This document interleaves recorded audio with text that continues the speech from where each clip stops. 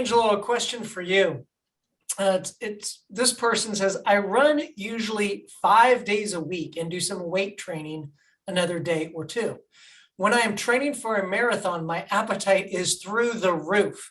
I eat protein, carbs, and fats, veggies, and fruit. I don't restrict anything except junk food. I'm not worried about weight or weight loss, and I try to ensure I am fueling enough for training, but I'm just so hungry. What's your opinion about adding protein shakes or drinks to my list of snacks? So this person is adding protein, carbs, fats, fruits, and vegetables. That means you're adding everything, which is great. That's perfect.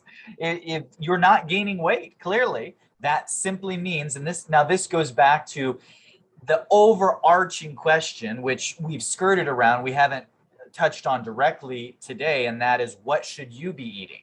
Well, each person needs to baseline test to figure out what approximate caloric intake and what macronutrient ratio is, first of all, maintaining their weight. And then from there, how do we drive performance forward?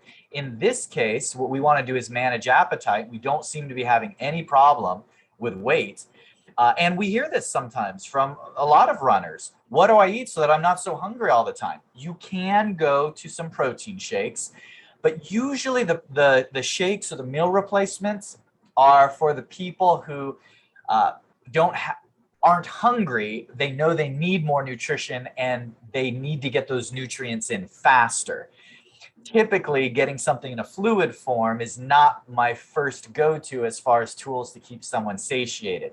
That said, as a quick pop it and go solution, I have no problem. I use protein shakes. A lot of my clients use meal replacement of protein shakes, and I have no problem with them. But I would start with looking at your whole foods. Some foods are going to really hit bottom a lot more than others.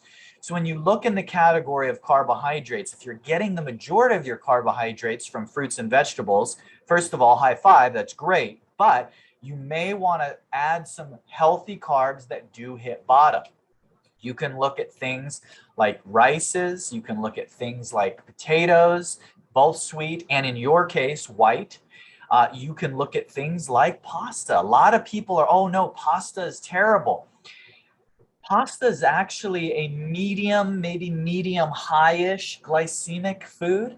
The reason that you so rarely see it on any sort of fitness routine lineup is because it's so dense in carbohydrates. It's akin to breads. It's so dense in carbohydrates that to get 30 grams of pasta, you got to break out your thimble to measure it. Whereas if you're not worried about getting more grams, you can have a bowl of pasta, brown rice pasta, whole wheat pasta. You can put a light tomato sauce on it, a little bit of olive oil, get some lean meat in there, or some plant-based protein as an alternative, and you can have a great refuel meal. I can't tell you how many actually young athletes, the high school level, I have eating things like a clean pasta to actually increase their performance, fuel, and feel satiated.